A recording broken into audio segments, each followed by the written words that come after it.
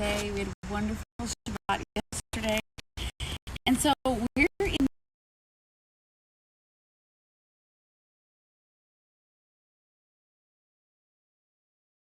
15th of the month. That's what I thought. I realized we did the 13th. You know how I know? Because the Tree of Life verse comes from 13. We skipped the 14th day. Can you tell I don't know what day it is?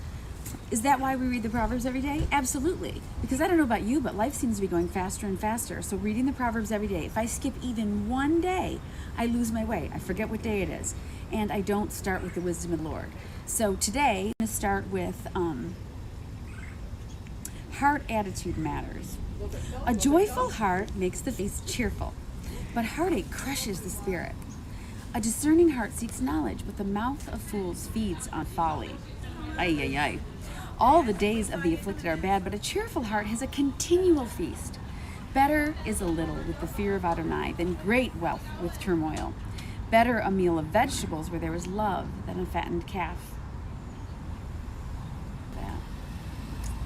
A hot-tempered man stirs up strife, but one who is slow to anger calms a quarrel. The way of the slacker is a hedge of thorns, but the path of the upright is a highway. A wise child brings joy to his father, but a foolish person despises his mother.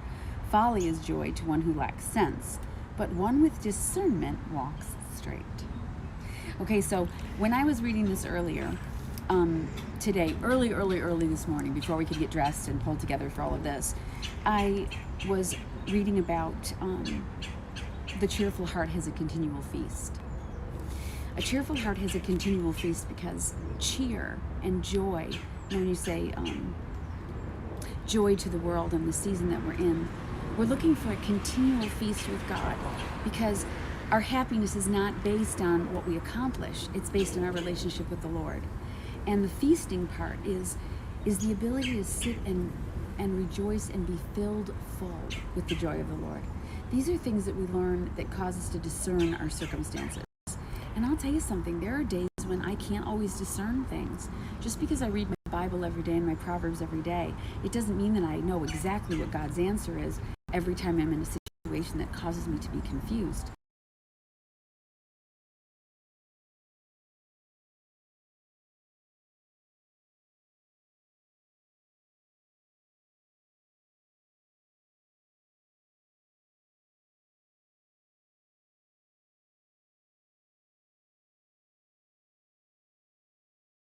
Life with anybody else. She was perplexed.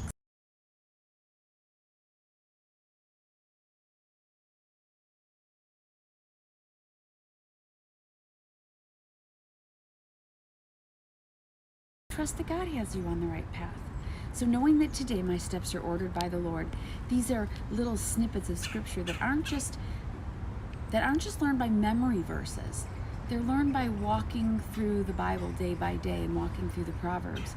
And so when I agreed to do this, when I agreed that it would be a really good idea to actually show you what it's like to live the Proverbs, it's not because I think I have some better answer than what you can find for yourself in your Bible. It's to show you that even if I get knocked off by one day, I don't get confused. I figure out what day it says on the calendar, and I open up my Bible to the proverb of that day, ask God to show me what I need to know today to get through today. So even though there's some struggles, it isn't anything that God can't overcome because He's always been faithful up to this point. Because these are words that I haven't memorized by rote to spit out at somebody else to make sure they come to faith. They're words that wash over my soul, and they speak wisdom into my ears, and they let me discern or be able to tell the difference between what's a godly reaction to something and an ungodly reaction. That's what discernment is. When you could get upset or frustrated, instead you the Lord.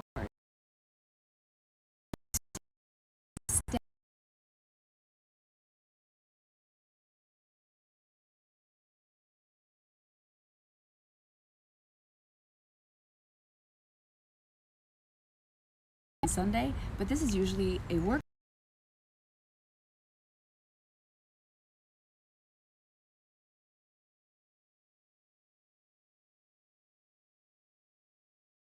I stay on time by staying in the Proverbs, believe it or not.